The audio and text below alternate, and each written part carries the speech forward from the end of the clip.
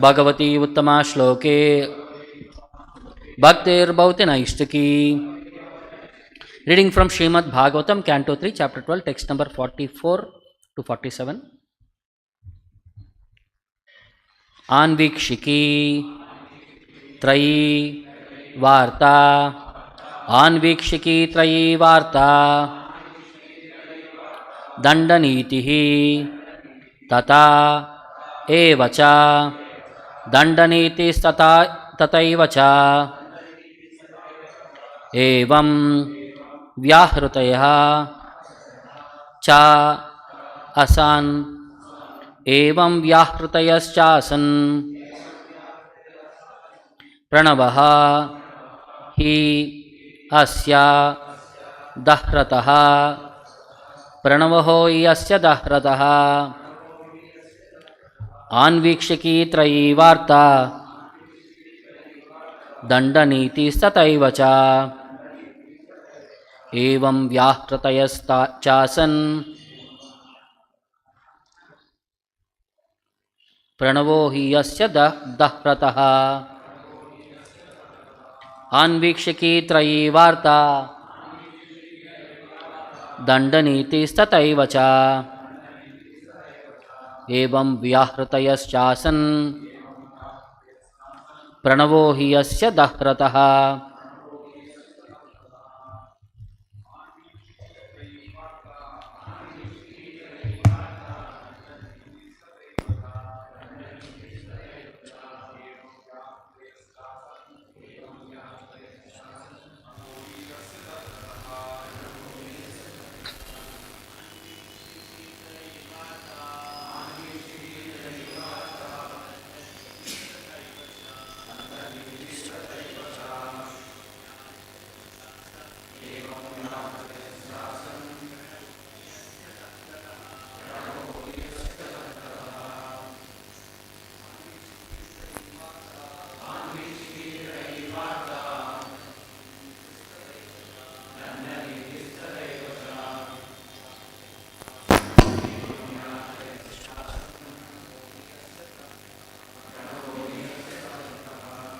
Anvikshiki, logic, Trayi, the three goals, namely religion, economy and salvation. Varta, sense gratification. Dhanda, law and order. Nitihi, moral codes. Tata, as also. Evacha, respectively. Evam, thus. Vyahrutayaha, the celebrated hymns Bhu, Bhuva and Swa. Cha, also. Asan, came into existence. Pranavaha, the Omkara. He, certainly. Asya, of him Brahma. Dahrataha, from the heart. Translation and purport by Jagadguru Srila Prabhupada. The science of logical argument, the Vedic goals of life, and also law and order, moral codes, and the celebrated hymns Bhu, Bhuva and Swa all became manifested from the mouths of Brahma, and the Pranava Omkara was manifested from his heart. Please repeat the translation. The science of logical argument, the Vedic goals of life, and also law and order, moral codes, and the celebrated hymns Bhu, Bhuva and Swa all became manifested from the mouths of Brahma, and the Pranava Omkara was manifested from his heart. Next verses I will recite myself. Tasyonig ashil lomabhyo gayatri cha tvacho vibho trishtum mamsat shnuto anustu jagati astanaha prajapatehe. Thereafter, the art of literary expression, Ushnik, was generated from the hairs on the body of the Almighty Prajapati. The principal Vedic hymn Gayatri was generated from the skin, Tristup from the flesh, Anustup from the veins, and Jagati from the bones of the Lord of the living entities. Majjaya panktir utpanna brahati pranato abhavat The art of writing verse Pankti became manifested from the bone marrow, and that of Brihati, another type of verse, was generated from the life breath of the Lord of the living entities. Sparshastasya jivaha swaro deha udahrita ushmanam indriyani ahur antasta balamatmanaha swarah sapta viharena bhavanti sma prajapatehe. Brahma's soul was manifested as the touch alphabets, his body as the vowels, his senses as the sibilant alphabets, his strength as the intermediate alphabets, and his sensual activities as the 7 notes of music. Purport. In Sanskrit, there are 13 vowels and 35 consonants. The vowels are a, I, u, ru, le, e, I, o. And the consonants are ka, gha, ga, and so on. Amongst the consonants, the first 25 letters are called the sparshas. There are also 4 antastas. Of the ushmas, there are 3 yasas called talavya, murdanya, and dhantya. The musical notes are sa, re, gha, ma, pa, tha, and ni. All these sound vibrations are originally called Shabda Brahma, or spiritual sound. It is said, therefore, that Brahma was created in the Mahakalpa as the incarnation of spiritual sound. The Vedas are spiritual sound, and therefore there is no need of material interpretation for the sound vibration of the Vedic literature. The Vedas should be vibrated as they are, although they are symbolically represented with letters which are known to us materially. In the ultimate issue, there is nothing material because everything has its origin in the spiritual world. The material manifestation is therefore called illusion in the proper sense of the term. For those who are realized souls, there is nothing but spirit. Doesn't see Bhaktivedanta purport. Om Ajnana Timirandasya Jnananjana Shalakaya Chakshuram Militam Yena Tasmai Shri Gurave Namaha. Namavom Vishnu Padaya Krishna Preshtaya Bhutale Srimate Bhaktivedanta Swamin iti namine Namaste Saraswate Deve Gauravani Pracharini Nirvishesha Shunyavadi Paschatya Deshatarine Jaya Shri Krishna Chaitanya Prabhu Nityananda Shri Advaita Gadadara Shrivasadi Gaurabhaktarunda Hare Krishna Krishna Krishna Hare Hare Hare Rama, Rama Rama, Hare Hare.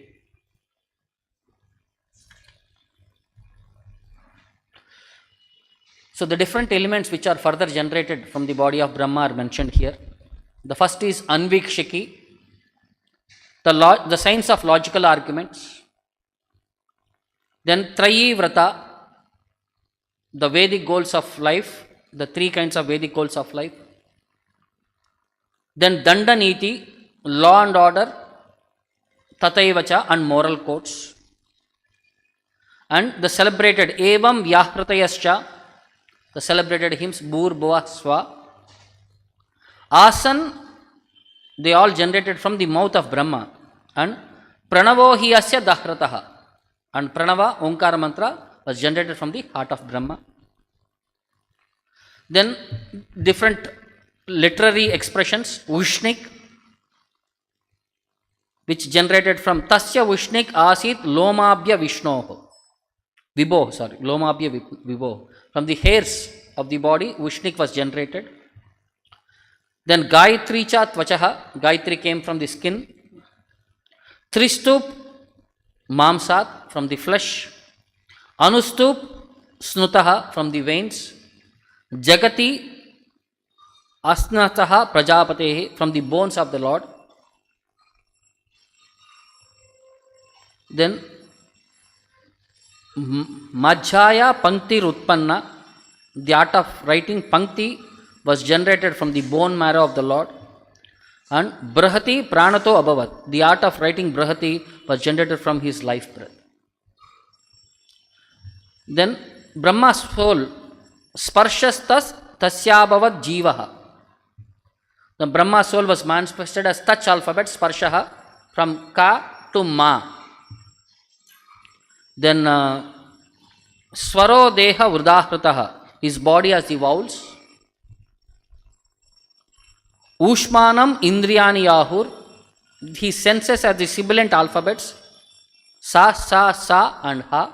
Sa, Sha, Sa. And Antastaha, Balam Atmanaha, Ya, Ra, La, Va, they are the intermediate alphabets. Then Swara Sapta Viharena Bhavantisma Prajapatehi. And his sensual activities are the 7 notes of music, Sapta Swara. So in the purport, Prabhupada explains, in Sanskrit there are 48 alphabets, 13 vowels and 35 consonants. So among the consonants, there are 25 letters are called as sparshas. The first 25 are called as sparshas. And there are 4 antastas. And of the ushmas, there are 3 sas, talavya, murdanya, dhanta, sa, sha. 3 sas will come. Then there are 7 musical notes.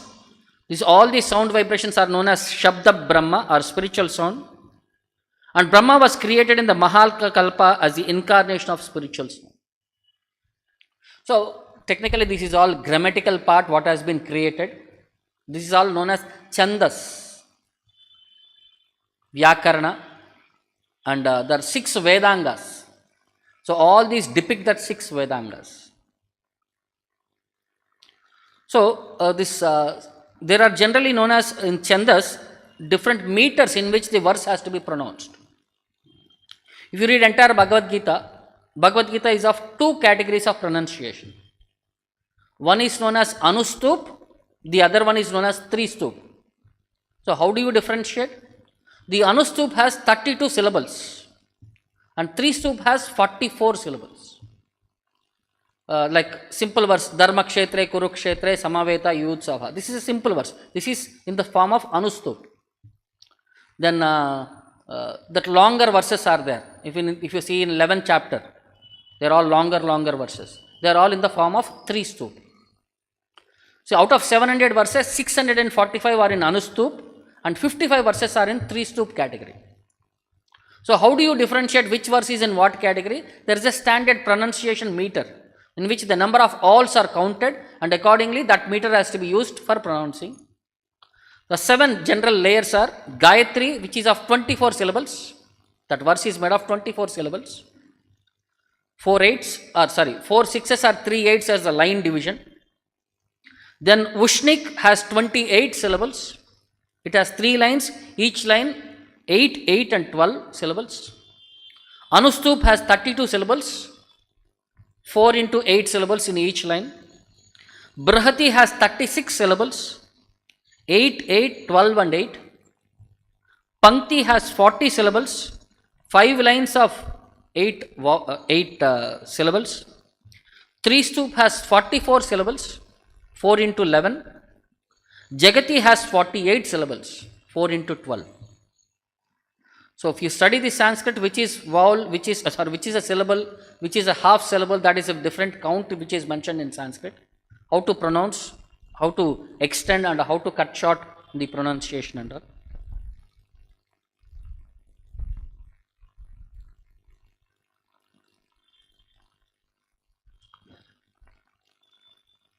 So Prabhupada was also insistent for us to understand this Sanskrit terminology.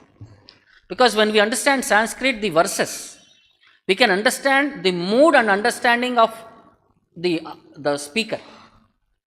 So in some places Prabhupada was instructing the disciples, Shri Radha Govinda ki.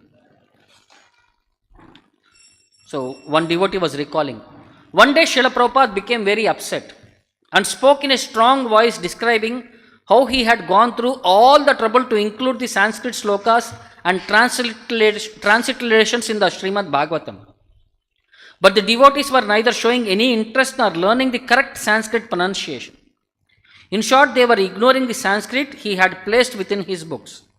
He became adamant and said, from now on, everyone in ISKCON must learn to pronounce Sanskrit correctly and understand the Sanskrit slokas. So most of the time when we read, first time, we don't even pronounce the sloka and we don't read the word to word meaning, we directly go to translation because we are not conversant with Sanskrit, so people will be thinking, I will not be able to understand or I will not be able to pronounce it properly. So with that intention we may avoid, but Prabhupada is saying, no, this is meant for us to learn Sanskrit, to understand the value of what is being communicated. And further he says, Prabhupada, if you chant these mantras at least once in one day, your life will be glorious. This mantra, Bhagavata mantra, not only Bhagavata, every Vedic literature is a mantra. Transcendental sound. So practice resounding these mantras. We have taken so much labor to put in diacritic mark. All the words, word meaning, utilize it. Don't think that these books are only for sale. If you go to sell these books and if some customer says, you please pronounce this shloka, then what will you do? Then he will understand, oh, you are all for selling, not for understanding. What do you think? So therefore it is necessary now, you have got nice books, each and every shloka, verse should be pronounced. Therefore we have given this original verse in Sanskrit and its transliteration with diacritic marks. These marks are universally accepted among the scholars. So all the scholars of Sanskrit, they agreed to use the mark for pronouncing Sanskrit language. So this is important for us because when we preach, we have to quote with reference. And when you show that sloka and when you are able to pronounce it properly, it gives a Vedic authentication. Yes, this person is referring to Vedic truth. And when we are representing the system of Vedic knowledge, we should know how to pronounce those mantras also. That's what Prabhupada was insisting on us. And further, in one more lecture, Prabhupada says, Sanskrit language is very important, honored all over the world. So if those who are Indians, especially present in this meeting, that if you want to glorify your country, then you present this Vedic literature. I am therefore so much laboring hard that before my leaving this body, I may give you some books who you can enjoy after my death. So utilize it. Read every shloka nicely, try to understand the meaning. Discuss among yourselves. Nityam Bhagavata Sevaya. This is our mission. The whole perspective is for us to become equipped with Vedic knowledge. Because Srimad Bhagavatam is not different from the Supreme Lord. If you are trying to read each shloka, it is like we are trying to understand each quality of the Lord. Different perspectives of the Lord. Different moods of the Lord. Bhagavatam is not different from Krishna and his devotees. The entire Bhagavatam is Lord's dealing with his devotees or devotees surrendering to the Lord in various devotees surrender to the Lord. So by reading this Bhagavatam, what is that we are trying to understand? We are trying to understand the devotional angle, how to serve, how to understand things in reality. So when Uddhava had asked Lord Krishna about what is the purpose of all these Vedic literatures, because Krishna was the source of all Vedic literatures, and by studying all the Vedic literatures, it is to the point that Vedesya sarve ahameva vedya. From all the Vedas, one conclusion is that we have to come to the point that Krishna is the Supreme Personality of Godhead.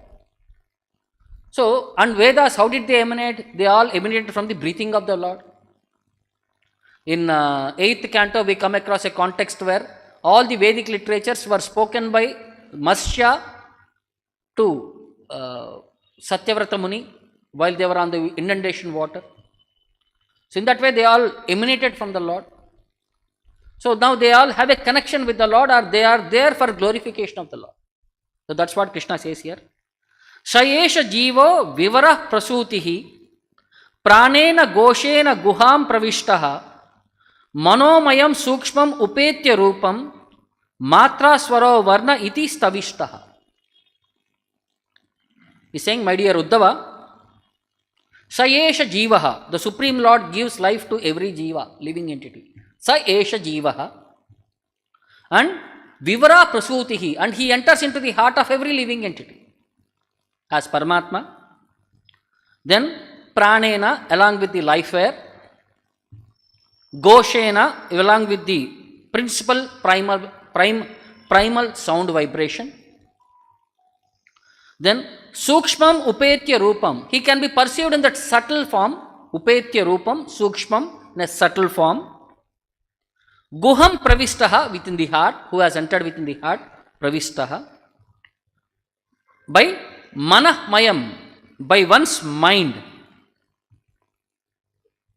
Since the Lord controls the mind of everyone, even great demigods like Lord Shiva, that's why through one's mind one will be able to perceive the Lord. So what is that yogis do in meditation? They close their eyes, they regulate the body, and they try to focus upon the Paramatma. So what is that your focus? Your mind is concentrating upon the super soul, and when you come to the perfectional stage, you will be able to perceive the Supreme Lord within the heart. The same point has been explained here. Then Stavishtaha, the Supreme Lord accepts a gross form literally as Matra Swara Varna iti, composed of Vedic sounds like short and long vowels, consonants of different intonations. So this, what is, which word, how to be pronounced, it is known as phonetics. In English, it is a big science. If somebody is interested in this phonetics, they can understand by sound how the word, which word which is being pronounced, and like sometimes people come from different regions. If a person speaks the same language, by his accent, you will get to know he is from so and so area. That is, analyzing the sound and the way it is pronounced, you will get to conclude various details. So that is called as phonetics. So the Sanskrit phonetics will help us to understand how to read each word. Sometimes you see words with a dash in between. Means you have to read that all that word continuously in single word, single stroke. Or sometimes you may have to break the word and read.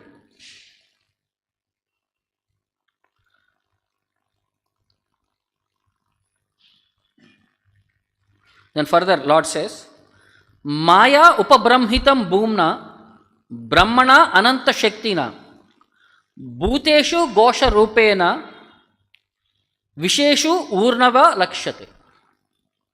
See, all about the bhumna means unlimited, brahmana means unchanging, ananta shaktina means omnipotent Lord. These are the qualities of the Lord. Bhuteshu, who is living within all living entities. Maya upabrahmitam, I personally establish the Vedic sound Omkara. Gosha Rupena, in the form of a sound in all living entities. Then Visheshu Urna Iva Lakshate, this is perceived subtly just as a single strand of fiber on a lotus stack. When the lotus stem is dried, when you try to cut the stem, small strands will be coming in between. Or if you know, in bakery, if a cake is spoiled, you try to open the cake, you will get strands. Single layer of strands, it will be visible. So like that, Lord is saying, I am that strand which is connecting various elements. Then he says, Bhagavan Brahma Karshena. See, how to understand this Vedic literature? This is explained by Lord Brahma himself. Like many of us would like to understand how to study Bhagavatam. We would like to know what is the secret of studying Bhagavatam, how to understand Bhagavatam. So Lord Brahma himself had set an example in the second canto. He says, Bhagavan Brahma Karshena Trir Anviksha Manishaya Tad Adyavasat Kutastaha Ratiratman Yato Bhavet. He says, Bhagavan Brahma, Lord Brahma, Kutastaha, with great attention and concentration of mind. Brahma Karshena, he studied the Vedas three times. Anvikshaya, and by scrutinizingly examining them. Adyavasat, he ascertained Rati Ratman, attraction for the Supreme Lord is the highest perfection of religion. So if we have to come to conclusion to know what is there in Bhagavatam, we have to study 3 times, cover to cover. Means from first cover page to end cover page. To study 3 times, then how you have to study? With great attention and concentration of mind, then scrutinizingly examining them. Then you will be able to understand what is there in Bhagavatam or even in Bhagavad Gita. So first para of purport Prabhupada says you have to read scrutinizingly this Bhagavad Gita. So then only you will get to know what is the communication that is happening. So when you say Bhagavad Gita is manual of life, so we should know which shloka to be applied at what circumstances. So people come to us and say, I have so and so problem. Is there any solution for this in Bhagavad Gita? So how do you know which verse is for which situation? So that analyzation, that scrutiny comes by our realization and in the understanding of devotees. And further it says, Kim vidatte kim achaste kim anudya vikalpayet iti asya hrudayam loke na anyo madveda kaschana mam vidatte abidatte mam vikalpya apohyate hi mam etavan sarva vedartah shabda astaya mam vidam maya matram anudhyante pratisidhya prashidati. Lord Krishna is further saying, Kim vidatte iti asya. What is the purpose of this Vedic literature?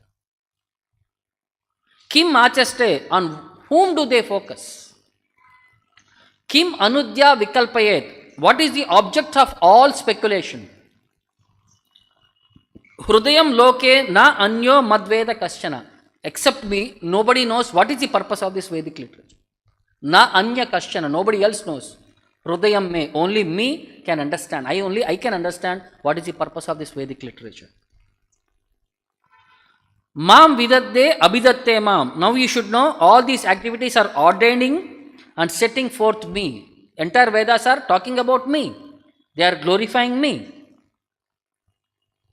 Then vikalpa apohyati mam. The purpose of Vedic literature is to know me by different speculations. Either indirect or by dictionary understanding. Then he says, Etavan sarva vedardaha. The essence of all Vedic literatures is Shabda astaya mam vidam, to differentiate me and Maya. The purpose of entire Vedic literature is to differentiate between the Lord and Maya. Maya matram anudhyante, and one comes to the platform of understanding me. When you are able to differentiate what is Lord, what is Maya, then comes to the platform of understanding me. Then Pratishidya, in that way one becomes free from, when you come to the platform of understanding the Lord, one becomes free from speculation, and Prashidati, one becomes satisfied. So the whole perspective is to analyze the Vedic literatures, understand the position of the Lord, understand the position of Maya, differentiate between both, come to the platform of knowledge, then you will be able to concentrate fully upon the Lord, then finally you will be able to realize yourself, your Lord, and you are in proper situation and you will be very satisfied in that position. So in that purport, Prabhupada explains, this is from, I think disciples have written, this is Prabhupada purport only in CC. When Uddhava asked Krishna about the purpose of Vedic speculation, the Lord informed him of the process of understanding the Vedic literature.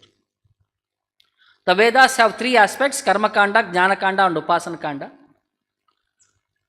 One who analytically studies the purpose of the Vedas understands that by Karma Kanda. And then one comes to the point of Jnana Kanda, speculative knowledge. Then after speculation, one comes to the conclusion that worship of the Supreme Lord is the ultimate. And when one comes to this conclusion, he becomes fully satisfied. See, it's a systematic evolution. Like for example, when you go to a temple, we try to do some activity. I wanted some benefit. They recommend me, you do so and so activity for so many number of days. That's a karma kandya. When you start doing, then we may get intelligence. Why I am doing? What is the intention of this purpose? So what are the rules and regulations? When you try to analyze, we are trying to understand the jnana part.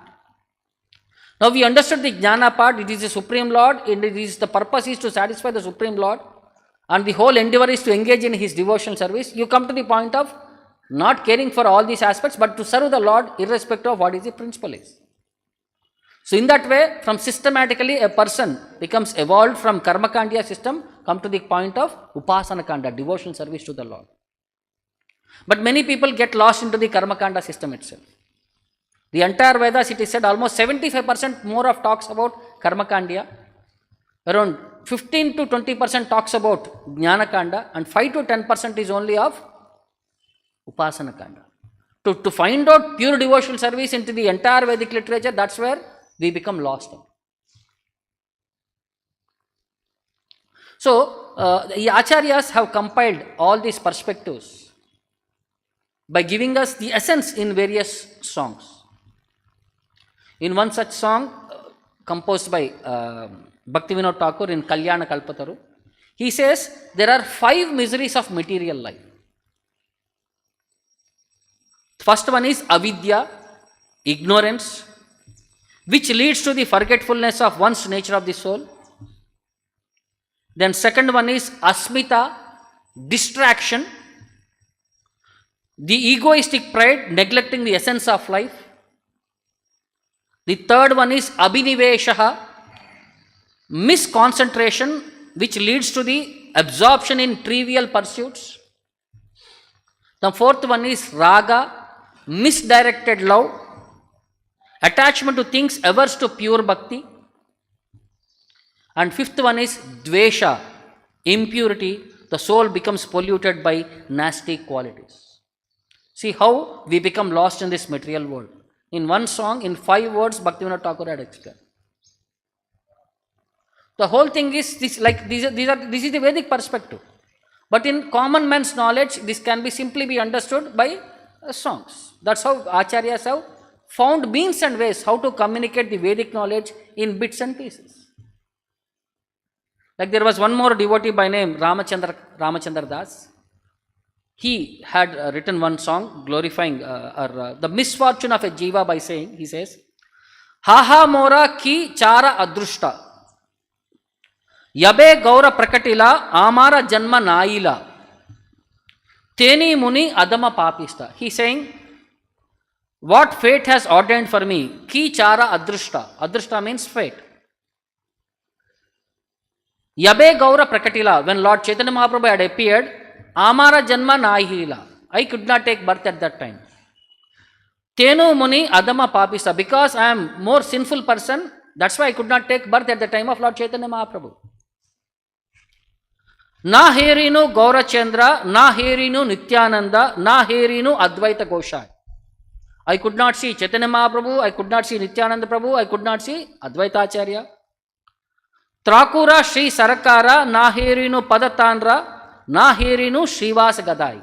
I could not see Srivas Thakur or Gadadhar Pandit, nor I could see the lotus feet of Narahari Sarkara. He is a disciple of Narahari Sarkar, the Parampara. Kimora Karmera Leka, Se Saba Nahila Deka, Eka Ami Kena Janmainu. Saba Avatara Sara, Shri Gauranga Avatara, Na Dekinu Kena, Na Marinu. See, Kimora Karmera Leka, what is to my past karma? Se Saba Nahila Deka, that I would not see any of them. Eka Ami Kena Janmainu, why was I born alone like this? Saba Avatara Sara, Lord Gauranga, who is the essence of all the avatars, Na Dekinu Kena Na Marimu, not having seen him, why I have not died?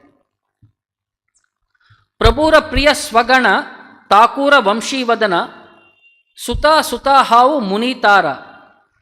So I am the grandson of Vamshi Vadana Thakur, who was Prabhura Priya Swagana. He is a dear associate of Lord Chaitanya Mahaprabhu.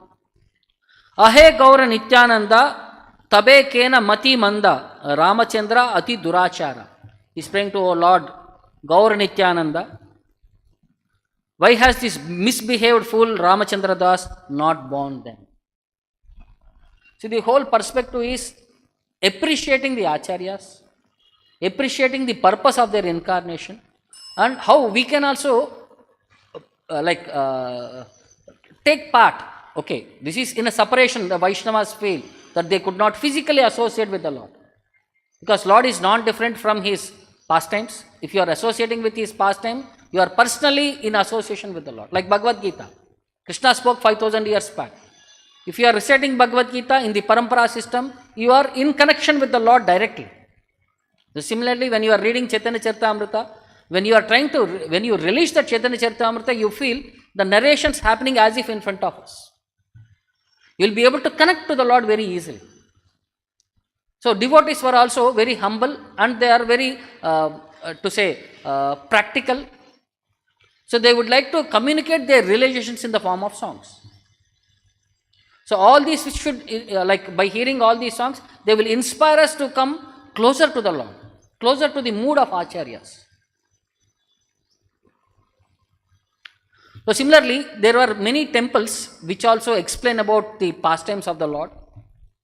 One such unique pastime was Kapala Moksham. You heard this story? If you go to Badrika Ashram also, there is a place called as Kapala Moksham. So originally, different temples give the same purpose, but this is one of the Divya Desham in Tamil Nadu, Tirukandayur.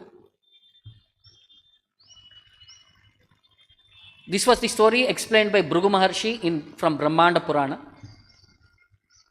So initially when Brahma was created, Brahma had 5 heads, like Lord Shiva.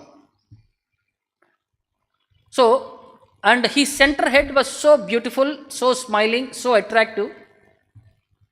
So everybody used to see that face of Brahma, they became fascinated by him. And he is the first child of Lord Vishnu. And Mother Lakshmi was thinking, this boy's face was so attracting, might be this boy will become an obstacle in my service to the Lord. He might take away the Lord's attraction and affection towards him, and he may become my competitor. So he was thinking little jealously, enviously of Brahma, it seems. So she became little insecure in her position. So she instigated Lord Shiva by saying, see, you also have 5 heads, he also has 5 heads. So he is a competitor for you. So be careful. Just one word. So Lord Shiva became very alerted, and he wanted to prove supremacy over Brahma. So when Brahma was in meditation, suddenly he went away and grabbed away one of his heads and cut it off, the center head.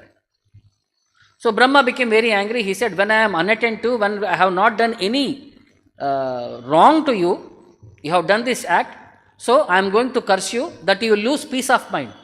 You will become crazy, lunatic, and the head what you have removed from my body will be stuck onto your hand. And people will start to say, when there is a skull hanging to your hand, people will start neglecting you. So then immediately Lord Shiva realized what a grave mistake he has done. He begged forgiveness from Lord Brahma, and he said, please reverse the curse. Brahma said, curse once done, it cannot be reversed. The only thing is you have to pray to Lord Vishnu and you have to get revival from this curse. So Lord Shiva went to do tapasya for the Lord, and Lord became satisfied, and he said, you go to one of these 8 places.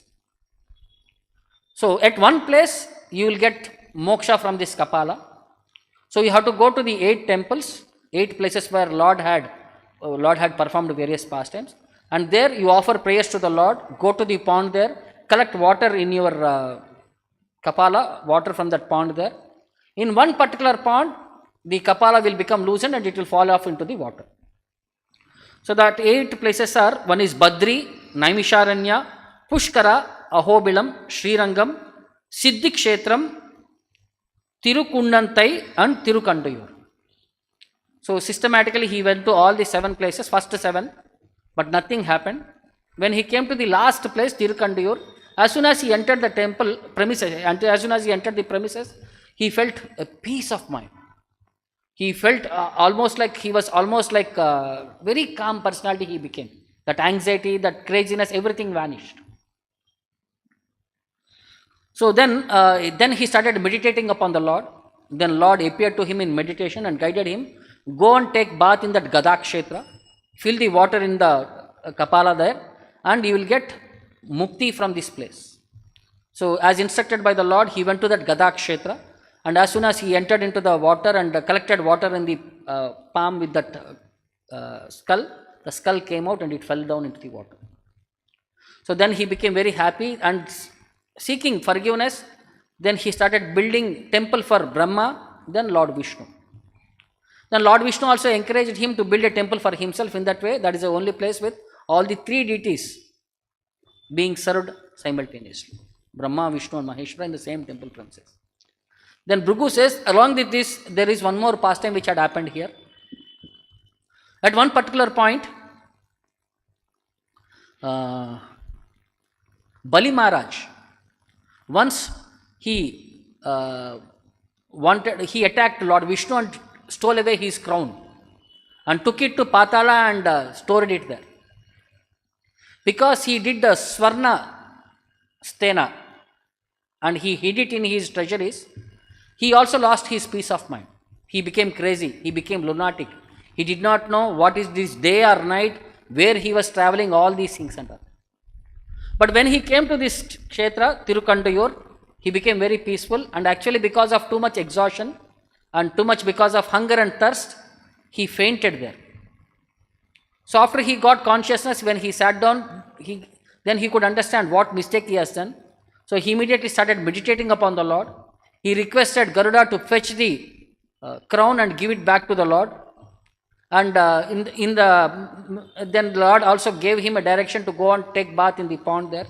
And as soon as he took bath pond, he became free from that sin of committing theft from the Lord himself. Then he became properly situated in his consciousness. Before that, he lost his kingdom, he lost everything, whatever he had earned. So like that, one more pastime is also there, like Bhrigu Maharshi. So when there was an assembly, when Bhrigu Maharshi was there, they have selected him as a leader to go and test who is the person to whom the oblations to be offered. Who is the supreme among all the three? The first he went to Brahmaloka. At that time Brahma was engaged in meditation. So Bhrigu waited for some time, Brahma did not respond. So he became very angry. So then he went to Shivaloka, Kailasha, where Shiva was engaging was with his wife Parvati. So when he saw he also not attentive, then Bhrigu again cursed him. At that time Lord Shiva became angry and he wanted to curse him, but Parvati Devi restrained him. Then third, he went to Vaikunta. At that time Lord Vishnu was in a meditative posture, sleeping. So since Bhrigu Muni had come there and Lord had not woken up to receive him, Bhrigu became very angry. He went and kicked the Lord with his feet onto the chest of the Lord. Then immediately Lord Vishnu woke up and immediately begged forgiveness from him, made him sit. Then he started massaging his feet and said, maybe your feet would have hurt because my heart is like a mountain. You kick the mountain, only your feet will get hurt. So please forgive me, I have not taken care of you, like that and all. When he was massaging, then Bhrigu Muni could understand what a mistake he has done. That he had offended the Supreme Lord, the great personality, and he is the worthy person to be, all the sacrifices to be offered. So then he begged forgiveness from the Lord, he came back and he informed all the sages what has happened. Then on the direction of the Lord, again he came to the kshetra and he engaged in tapasya. And when he took bath and he meditated upon the Lord and when he did service to the Lord there, he became free from that offense. So in that perspective, if you see, the first, his offense to Brahma was in the mind. Because he came as a testing person there, he is actually, Bhrigu is son of Lord Brahma. And first thing is, when you see a superior, you are supposed to pay obeisances. So he did not pay obeisances, he offended Brahma in the mind. Then second one, when he came to Lord Shiva, so Shiva and Bhrigu are brothers because they are both sons of Brahma. So Shiva, as seeing as a brother, he came forward to hug him. But Bhrigu was like a Brahmana and Shiva we used to roam around in smashanas, so he will be like an untouchable. So Bhrigu said, no, don't touch me, don't come near me. He came near to hug him as a brother. But Bhrigu was feeling, I am a Brahmana and you are an untouchable. You roam around in the smashana and you keep skulls and all. And Brahmanas are never touch all these items and all. That's why he said, don't touch. So then he offended by words. That when he came to Vishnu, he offended by actions. Manasa, Vacha, Karmana. So how things happen? So for a devotee, we have to be very practical and realistic. So sometimes when we think bad about another devotee or anything, systematically when you continuously think, it comes in our words. Next time when you see him, we'll scold him. And after some time, this scolding will come to the point of beating him or hitting him. It comes into actions. So it is important that we have to regulate at the thinking level itself. That's why when a devotee, manasa, vacha, karmana, he is supposed to engage in the service of the Lord. So that his body is under complete control. And the mind becomes completely regulated. So the spiritual perspective is we have to train our body, mind and senses for engaging in the service of the Lord and not offending other devotees in the process. Then we will be able to advance faster. Or else practically we becomes like losing the endeavor by committing Vaishnava offense. Whatever advancement we do, it becomes jammed up. We will not be able to progress further. So I'll stop here. Any questions or doubts?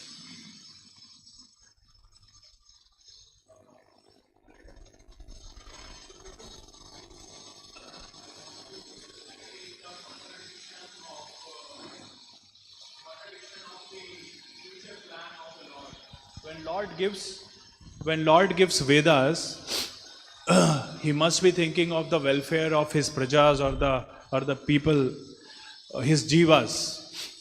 So he wants elevation of everyone to get love of Godhead. You said that 85% of the Vedic texts are into Karma Kanda, and then Gyan Kanda, and Upasana Kanda is almost 5 to 6%, which is like least bothering situation by the Lord, if we'll see, because 5% is just nothing, and then you told that we get lost in this. I see the contradiction in Caitanya Mahaprabhu's way of delivering people, where he is not seeing anyone's credibility or anyone's position, but he is distributing the love of Godhead in open space. So Prabhu, how to understand this contradictory future plan of two personalities? Lord Chaitanya Mahaprabhu is Lord himself. He is distributing to everyone, whereas Lord in starting, the Vedas personified, he is made it hidden. That's why Rupa Goswami says, Chaitanya Mahaprabhu's Namo Mahavadanyaya. He is the most compassionate personality. Because when he came as a devotee, he could understand what the problems devotees will go through. When you are in the Supreme Lord's position, you will not be able to enjoy, or you will not be able to perceive the level. So when you come as a devotee, what devotees go through, that's why he was able to perceive, that's why he was able to distribute it freely. Or you are going already through so many troubles and problems. Why you want more and more problems? See, one more thing, material world is created for living entities who rebel against the Lord and who wants to lord over. Understand the purpose. So in that way, it is been given for people to exhibit their tendencies. So how can they exhibit their tendencies? Again, if you are saying only bhakti means, again, it is not possible. But Chaitanya Mahaprabhu is the most compassionate personality. That's why he is giving us, irrespective of qualifications, to come and realize the mistake, or what we have been doing here, what is the purpose, and how we have to rectify the purpose. Yeah, Prabhu. So, but here I see that Chaitanya Mahaprabhu's way of propagation and Chaitanya Mahaprabhu's way of, distributing the holy name of the Lord is just contradictory, which he had, I will say, test and trial in the Vedic, while he was giving Vedas.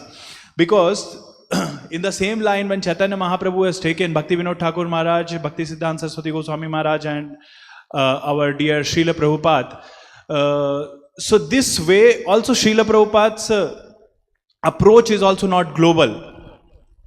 I mean, it's global, but many people are bereft of Krishna consciousness. But if we have the Vedic texts, which many people practice in Varanasi or other kshetras, so if they had this from the Vedas, they will have natural inclination towards love of Godhead, which is not there because it was hidden by the Lord. And when Chaitanya Mahaprabhu has come and Srila Prabhupada has taken it and given it to the people, still the approach is not to the many people. See what happens in Kali Yuga, it is said that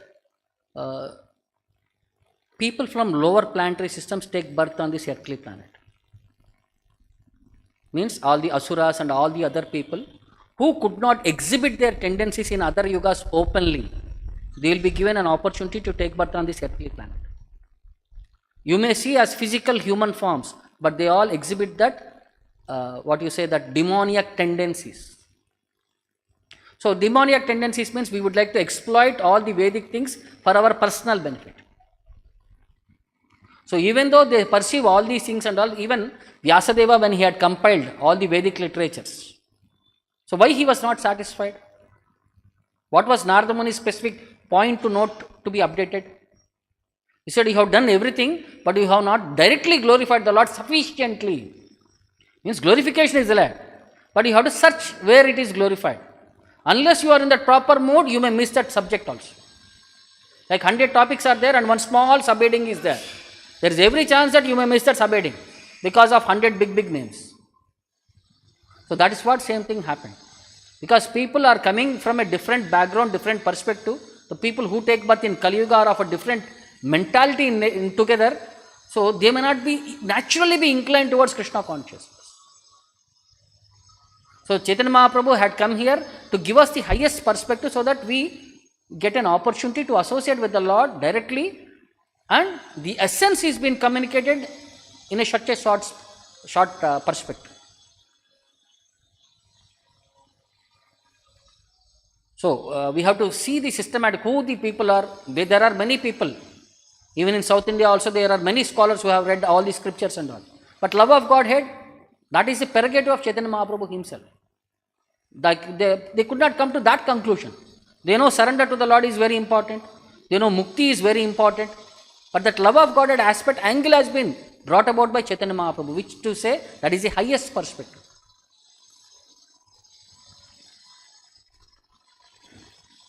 Okay, this is a subject which requires more deliberation. Because unless you see all the elements, you will not be able to conclude properly why Caitanya Mahaprabhu had to do this. Even when Lord Krishna came, Prabhupada says, he demanded Sarvadharman Parityatya. So demand means many people doesn't like.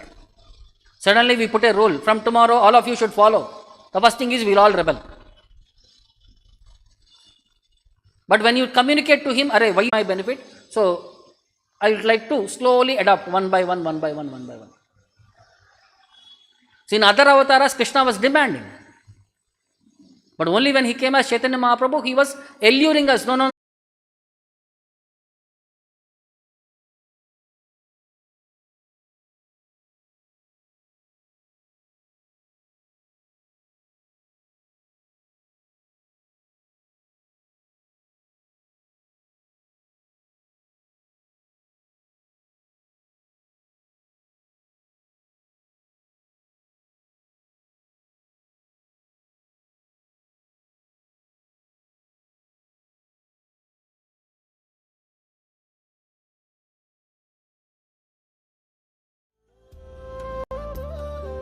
శ్రీకృష్ణుణ్ణి చేరుకోవడానికి బృందావనం వైపు ఉరకలేస్తున్న యమునోత్రి, కైలాసం చేరుకోవడానికి పరుగులు తీస్తున్న గంగోత్రి, శంకరుణ్ణి శాంతపరచడం లక్ష్యంగా పాండవులు నిర్మించిన కేదార్నాథ్, ఆధ్యాత్మిక సాధనకు స్ఫూర్తినిచ్చే ఆ నరుడు నారాయణుడు నడయాడిన ప్రదేశం బద్రీనాథ్. ఈ 4 ధామాల దివ్య దర్శనమే మన చార్ధామ్ యాత్ర, ప్రతి భారతీయుడి ఆకాంక్ష. రండి ఈ మహోన్నత యాత్రలో భాగస్వాములమవుదాం. హరే కృష్ణ గోల్డెన్ టెంపుల్ వారి మరో అపురూప కానుక హరే కృష్ణ వాణి ఆధ్యాత్మిక మాసపత్రిక. ఇప్పుడు మొబైల్ యాప్ ద్వారా కూడా సులభంగా పత్రికలు చదువుకునే సౌకర్యం, వార్షిక సభ్యత్వం, భగవద్గీత, భాగవత ప్రవచనాలు, స్ఫూర్తి సందేశాలు, ఇంకా మరెన్నో సదుపాయాలతో హరే కృష్ణవాణి మొబైల్ యాప్ నేడే డౌన్లోడ్ చేసుకోండి. మరిన్ని వివరాల కోసం కాల్ చేయండి 9